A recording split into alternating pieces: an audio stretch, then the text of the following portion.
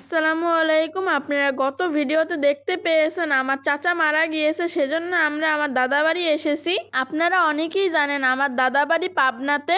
আমার দাদাবাড়ির সামনেই নতুন পোর্ট তৈরি করেছে। আমার নানা ভাই, আমার বড় চাচতো ভাই এবং আমার এক দুলা ভাই আমাদের পোর্টের ভিতর ঘুরতে নিয়ে যাচ্ছে। মাশাল্লাহ, পোর্টের আউটসাইডে 1 বাই 1 অনেক বড় একটা রাস্তা তৈরি করেছে।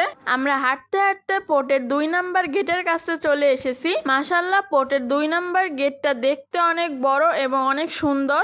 আমার দাদাবাড়ির সামনেই রয়েছে যমুনা নদী। সেই যমুনা নদীর উপরেই তৈরি হয়েছে বিশাল বড় পোর্ট। পোর্টের কাজ এখনো পুরোপুরি শেষ হয়নি। চলেন আপনাদেরকেও দেখাই এবং আমিও দেখি নদীর পাড়টা কত সুন্দর করে তৈরি করা হয়েছে। আগের দিনের তুলনায় আজকের আবহাওয়াটা মোটামুটি অনেকটাই ভালো। এই বড় বড় মেশিন এর সাহায্যে জাহাজ থেকে মাল আনলোড এবং লোড করা হয়। আমার নানা ভাই আমার বড় ভাইয়ের সাথে পোর্ট নিয়ে কিছু আলোচনা করতেছে।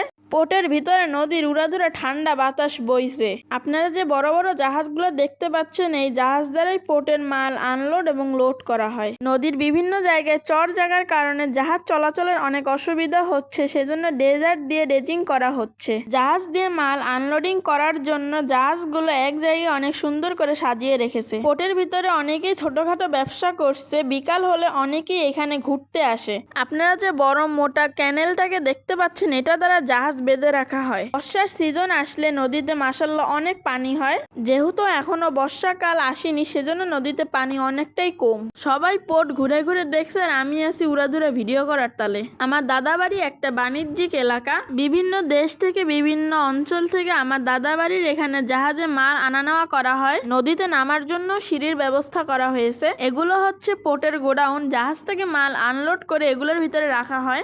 গাইস দেখেন আকাশে কি পরিমাণে মেঘ জমেছে। এখনই মনে হয় বৃষ্টি নেমে যাবে। বলতে না বলতেই বৃষ্টি 2-1 ফোঁটা করে পড়তে শুরু করেছে। বৃষ্টি পড়ার আভাস দেখে আমরা সবাই এখন একটা নিরাপদ স্থানে চলে যাচ্ছি। হাঁটতে হাঁটতে আমরা সবাই নিরাপদ স্থানে পৌঁছে গিয়েছি। আমাদের মতো অনেকেই বৃষ্টির আভাস পেয়ে নিরাপদ স্থানে চলে এসেছে। আমরা সবাই একসাথে দাঁড়িয়ে গল্পগুজব করতেছিলাম। আমাদের মতো একসাথে অনেকেই দাঁড়িয়ে গল্পগুজব করছে। আমরা এখানে যারা ছিলাম সবাই বৃষ্টি থামার অপেক্ষায় ছিলাম, কিন্তু বৃষ্টিতে একদমই নাছোড়বান্দা। বৃষ্টি তো থামছেই না মোটে। বৃষ্টি হওয়ার কারণে আমি আপনাদেরকে পুরো পোর্টটা ঘুরিয়ে দেখাতে পারছি না। আমার নানা আবার এদিকে চলে এসেছে বাদাম কেনার জন্য।